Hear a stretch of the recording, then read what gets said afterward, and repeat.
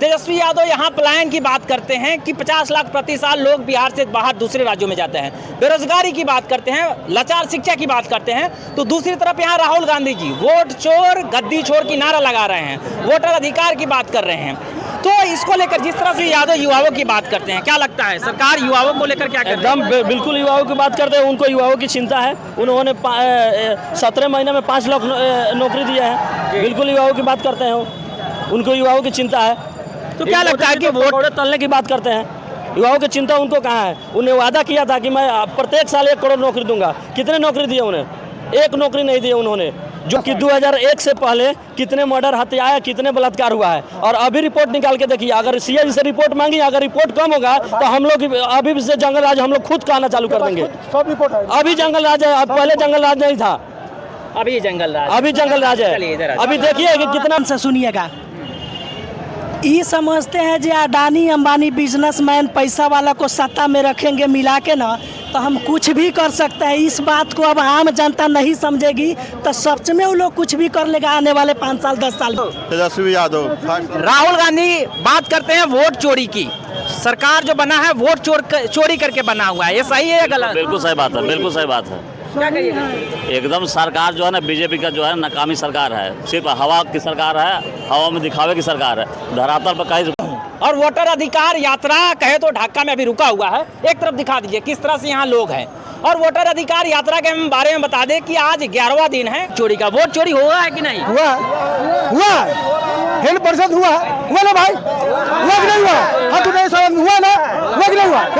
लेकिन ये साल में राहुल जी और तेजस्वी यादव जिंदाबाद।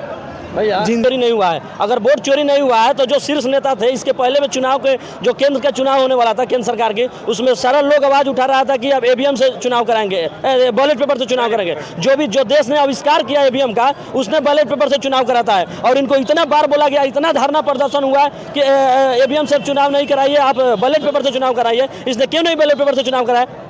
जब जो देश ने ईवीएम पैदा किया उस देश ने बैलेट पेपर पे चुनाव करा रहा है। क्यों भाई वोट चोरी हुआ है? बिल्कुल हुआ है, बिल्कुल हुआ है। अगर वोट चोरी नहीं होगा, इधर आ जाइए आप। अगर वोट चोरी नहीं होता तो इसका सरकार ही नहीं बनता।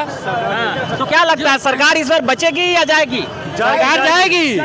जो आदमी सुनिए, जो आदमी डिप्टी सीएम रह करके 17 महीना में 5 लाख रोजगार दे सकता है, समझिए सीएम बनेगा तो 5 साल में क्या करेगा?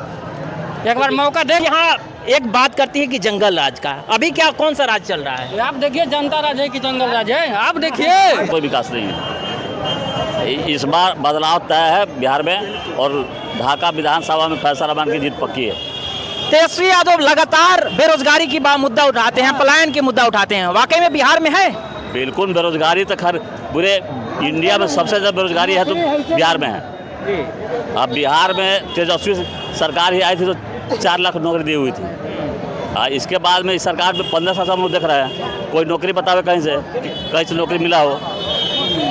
तो ये दिखा दीजिए देवरा जी, एक बार दिखा दीजिए। ये वोटर अधिकार यात्रा में जो लोग यहाँ इकट्ठे हुए हैं, जो लोग यहाँ तेजस्वी यादव को चाहते हैं, जो लोग राहुल गांधी को चाहते हैं, ये वो लोग हैं। क्या भैया क्या कहिएगा आज?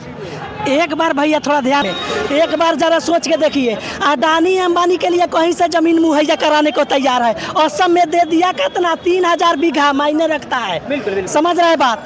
अब मिलाइए जाइए, हर स्टेट का जमीन अडानी अंबानी को देंगे तो आम जनता क्या करेगा? सबका रोजगार जीवन का क्या होगा? सारा का सारा पैसा आप अपने वोट का पावर सही नहीं दिखाइएगा तो कहीं लायक नहीं रहिएगा। 5000 वोट पैसा लेके मत बिक मेरे भाई। न तो एक बात जान लो, आने वाले 5 साल में अडानी अंबानी कहेगा यहाँ पेशाब करो तो करना होगा, यहाँ कहेगा पैखाना करो तो करना होगा। क्या कि पूरी पावर और ताकत पूर्ण रूप से जान रहे हैं कि पूर्ण रूप से पैसा जरूरी बहुत है। तो करोड़ों 1000 रुपया लेकर बैठा है सरकार में।